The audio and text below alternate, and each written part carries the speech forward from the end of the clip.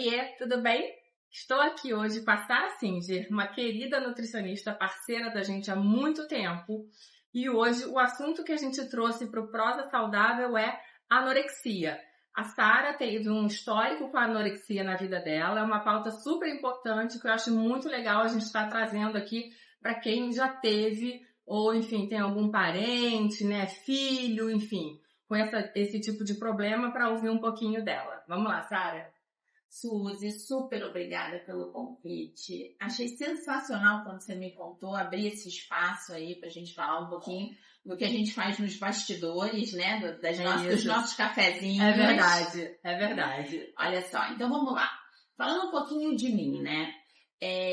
A minha família é toda obesa, tá? Obesa real. Eu tenho um irmão obeso, mórbido, e tenho um outro irmão que fez bariátrica. O meu pai, lá atrás, meu hoje falecido, também tinha obesidade. Então, assim, a minha mãe sempre lutando com peso. Então, realmente, a obesidade é uma doença, tá? Tem que ser olhado dessa forma, né? Não é um tipo, é só fechar a boca, né? Come menos. Não, não é. Então, isso tem que ser tratado e cuidado para não virar nenhum distúrbio maior, que foi o que aconteceu comigo. Então, no meio dessa família judia e de Recife, comida não pode faltar. Aquela mesa farta, todo e sempre, 3 geladeiras na casa, né? A dispensa não é uma dispensa, é um quarto, né? Sim. Então, imagina uma família que é obesa, num cenário desse. E até completando, numa época onde a alimentação era, lanche de criança era biscoito Bono, São Luís, na época era São Luís, você cortava o pacote para metade para cada filho, quer dizer, não tinha esse cuidado que a gente tem hoje, né? Não tinha. Em termos nutricionais, exatamente. Não tinha nutricionista clínica, nutricionista só de hospital. É verdade. Não tinha. É verdade. Tanto que no meu tratamento não tinha Nutri. Que loucura. E eu tô falando que eu tenho 51. A gente tá falando de um passado recente. Enfim. E aí, meus irmãos fizeram bar mitzvah e minha mãe falou, quer fazer bar mitzvah? Eu falei, não, quero minha festa de 15 anos. Então uma festa de 15 anos vai ser debutante. E aí foi aonde eu encontrei o objetivo para eu começar a perda de peso. Porque eu era gordinha. E aí fui gostando, malhava e fui entrando naquela sensação maravilhosa do emagrecimento. Você tomava remédio na época? Eu tomei muito remédio, muito, é um absurdo. Eu acho que eu só não tomava porque eu não tinha dinheiro e minha mãe não deixava. Nossa, senão eu ia tomar. Eu lembro que eu procurava um médico de acordo com tarja preta que ele passava. Se era muito nele que eu ia, no que dava fitoterápico eu corria. Loucura. E assim foi, aí muito gasto calórico, eu reduzindo, né? Mas eu acho que eu só consegui porque eu queria estar na minha festa de 15 anos magra, só isso. Bom, e aí esse processo foi acontecendo, foi chegando mais perto, eu fui intensificando ao ponto de eu comer meio mamão papaya ao dia. Nossa Senhora. Mas meio papaya ao dia. Sua família não percebia. Olha só, eu botava comida nos bolsos, jogar fora. Ficava com a comida na boca e saía e cuspia. Enrolava. Você vai criando artifícios, né? É incrível isso. Porque a gente fala, é doença. A pessoa, aí você fala, como você faz isso? Não, a pessoa não tá bem da cabeça pra chegar nesse ponto. Exatamente. E você não se vê magra. Não. Isso aqui é uma distorção de imagem inexplicável. Esse problema da distorção de imagem é que muita gente diz que para você fazer essa mudança, quando é muito drástica, é muito bom você estar com um psicólogo junto, né? Porque essa dificuldade, eu não sei se isso, mas pelo menos para mim até hoje, é um medo que eu tenho muito grande de engordar. Então assim, eu olho no espelho, eu sou muito crítica, eu sempre acho que tô errada, que tô ruim. Esse problema de imagem é muito sério. Sem dúvida. Isso existe. Só que tem pessoas que com a psicoterapia, o TCC, né, cognitivo comportamental, isso ajuda muito, né? Tem formas de você conseguir por foto, por figura, né? Você vai fazendo alguns comparativos e realmente percebe que é uma coisa que você criou, né? Que você distorceu. Mas, enfim, eu realmente não me via, eu não tinha mais energia. E aí desmaiava, recorrente, já não ia mais para a escola, porque eu dormia muito, e aí tinha que fazer provas e deveres em casa. Nossa. E, não, assim, caos. E aí, uma tia minha foi até a minha mãe, uma tia muito próxima, e falou, olha, a Sara não tá bem, eu tenho consulta dia tal, com o endocrinologista Luiz César Pova, leva ela. E aí surgiu o diagnóstico que a gente nunca tinha escutado na vida. Uma palavrinha nova, né? Não, total. Sara tem anorexia nervosa. O que é isso? O que é isso? Era uma coisa desconhecida. Loucura. E aí eu tinha que ir no Dr. Pova semanalmente me pesar e comecei a psicoterapia e o processo psiquiátrico, porque eu precisava medicar para baixar a minha ansiedade, para baixar o meu controle, para diminuir a minha depressão, porque eu realmente não tinha energia, né? Era uma desnutrição e uma questão psiquiátrica mesmo, né? Uma mistura de sentimentos ali. Eu precisava realmente relaxar para controlar menos o que estava acontecendo comigo. E aí sim, e foi aos pouquinhos, aí o remédio que ele me dava para ganhar peso. Quem quer ganhar peso com remédio? Tomava? Não. Aí jogava fora. Minha mãe me dava na minha mão, eu fingia que tomava e não tomava. É isso. Passa-se meses, semanas, Sara não ganha peso, alguma coisa está acontecendo. O que está acontecendo? Sara não está tomando remédio. E aí as coisas foram, minha mãe tinha que ver, eu engoli o remédio para poder que loucura, a coisa realmente funcionar. Só que assim, aí vem uma fome química. Não sei quem toma remédio, né, um remédio psiquiátrico para abrir o apetite. Não tem mais controle. Você não consegue mais. Que loucura. Você não consegue mais. Vai de um extremo para outro, né? Tudo que hoje em dia a gente não faz.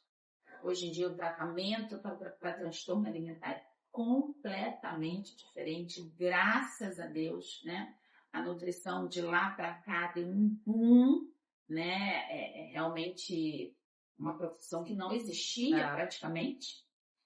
E aí, hoje sim, o tratamento é com nutricionista, com psicólogo, com psiquiatra, mas aí sim, seguindo o plano alimentar, com suplementação adequada, com supervisão dos pais, mas não uma fome química, né? Uma fome gerada através de um remédio, né? Exatamente. Então, foi isso. Então, na verdade, eu ganhei peso muito rápido, com a cabeça anoréxica. Porque em 3 meses você recupera 10, 15 quilos com uma cabeça de uma menina de 14 anos. O fato é que na minha festa de 15 anos eu estava esquálida, realmente, mas consegui aproveitar muito a festa, pelo menos isso, né? Eu poderia não ter energia nem pra isso. Era esse o ponto que eu ia perguntar, como é que ficava a questão de energia e a parte cognitiva também. Ela é afetada? Muito bem lembrado. Eu falo que muito da minha cognição até hoje não é...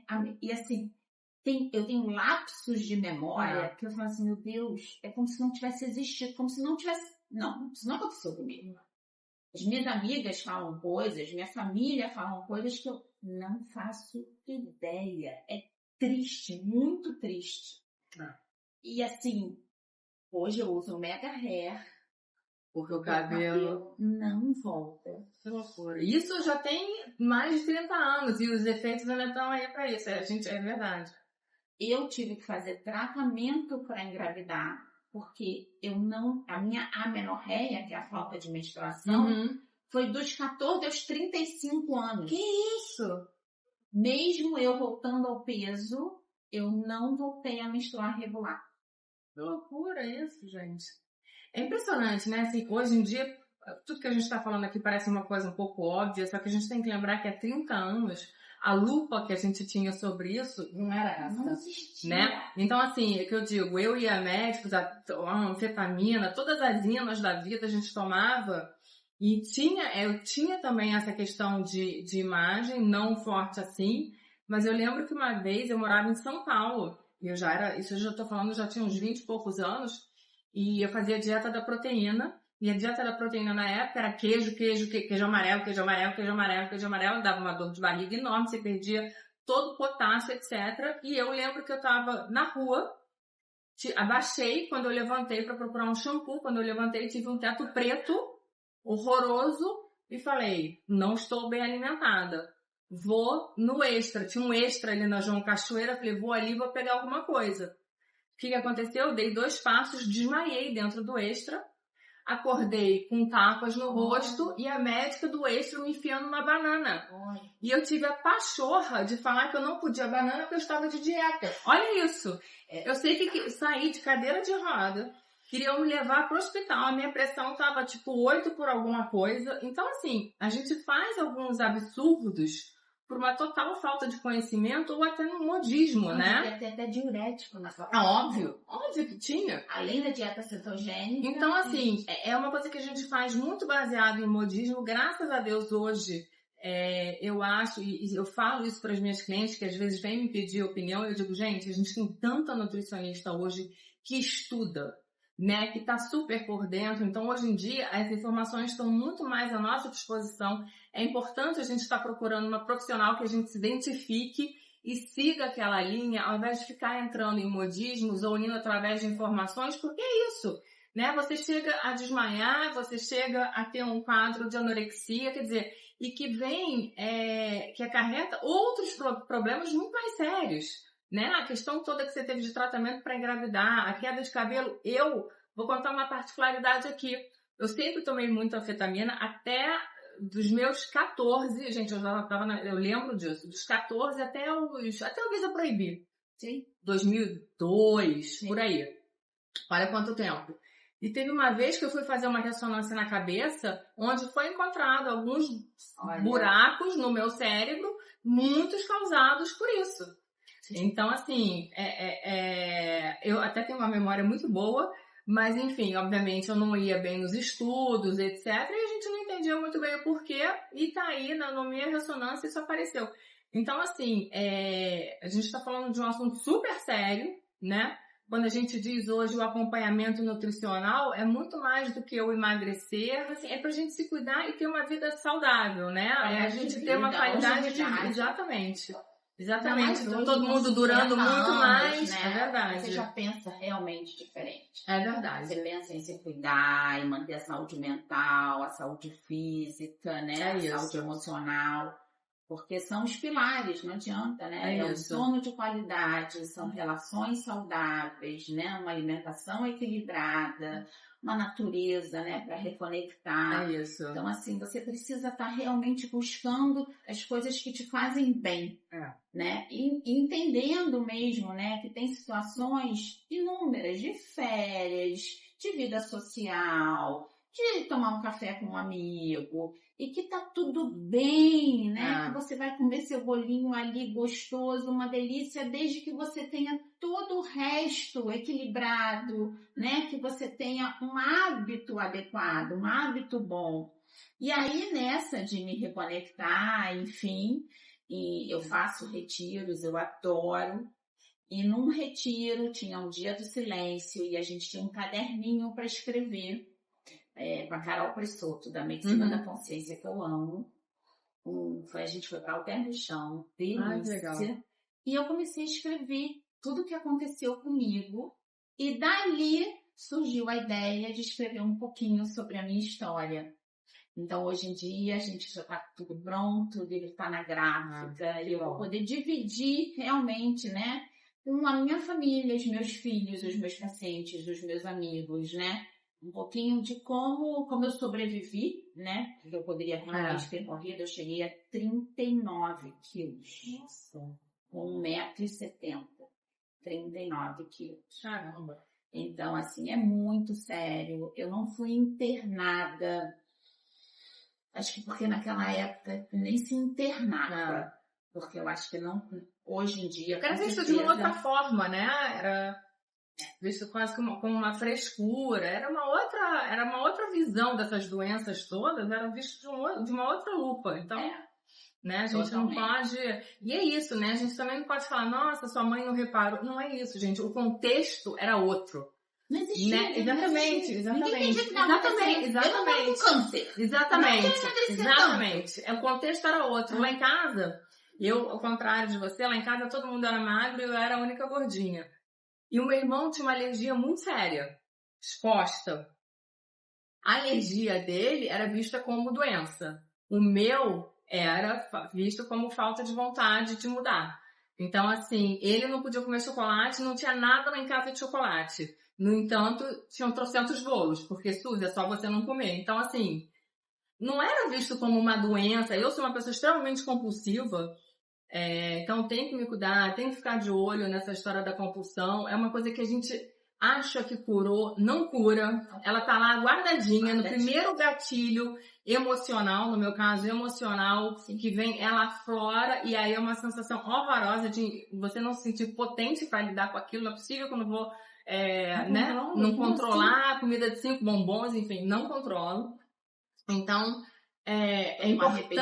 Depois, é uma coisa que se sente uma aí você porcaria de gente no dia seguinte. É horrível. Bobagem. É horrível. Então, assim, a gente tem que sempre, quando a gente tá nesse papo, entender o contexto que tava e o contexto de hoje, né? Acho que hoje a gente tem que ficar muito de olho no comportamento dos jovens, ver se tem alguma coisa diferente nisso, porque às vezes também é uma coisa que a gente não fala, né? Anorexia, etc. Você não fala. Você tem lá uma meta de ficar magra, disso, e o caminho que você vai usar para chegar no seu objetivo é uma coisa, às vezes, muito sua.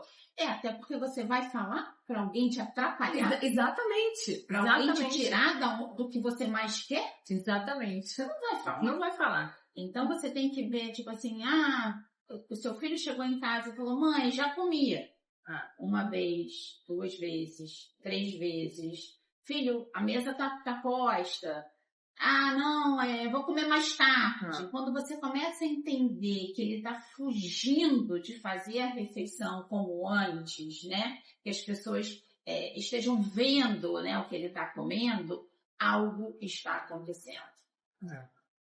Né? É normal, tudo bem. Já comi na casa de um amigo, uma vez, 2 vezes, mas isso é recorrente. Você sente que ele tá fugindo e o peso realmente está sendo, ele está emagrecendo, ou ao contrário, né, de uma compulsão, de uma bulimia, né? Eu tô falando porque foi o que aconteceu comigo. Mas é exatamente o contrário, né? A pessoa diz, não vou comer, mas aí você vê que ela está ganhando peso. Será que ela não está compensando porque ela teve alguma crise de compulsão? Ou aquela pessoa toda vez que vai almoçar com a família, sai e vai ao banheiro. Gente, normal, a gente vai, né? No banheiro, então repetir mas recorrência, né? Vezes, a recorrência, a gente tem que estar de olho na recorrência. Né? E às vezes é importante a gente estar olhando, né? Até os amigos, porque muitas vezes a informação não chega através do próprio filho, ou sobrinho, o que for. Às vezes um amigo vai poder te contar um pouco do que está acontecendo, enfim. Normalmente é alguém de fora, né? Alguém que tá... Porque, gente, você tá ali no dia a dia, trabalho, as coisas vão te atropelando, sabe? É verdade. E aí é isso, né? Como foi com a minha tia, ou uma amiga, ou um professor da escola, um coordenador, para sinalizar que realmente, olha, tá estranho, não tá legal, você sente a pessoa muito apática, né? Ela fica meio no mundo paralelo, sabe? Obcecada mesmo, né? Você acorda e dorme pensando no que comeu, no que deixou de comer, quantas calorias faltam, se vale a pena comer aquilo ou isso. É como se você não pensasse em outro assunto. Loucura. Cansa. É desgastante. Loucura. Sarinha, obrigada, adorei. Eu acho que para quem, né, tem filhos em volta, ou já se viu nesse quadro, ou conhece alguém que tá por algo semelhante, manda o vídeo, vai que a pessoa se reconhece. Depois temos aí um livro que vai ajudar muito, né? Então é isso. Obrigada, gente. Sara, obrigada.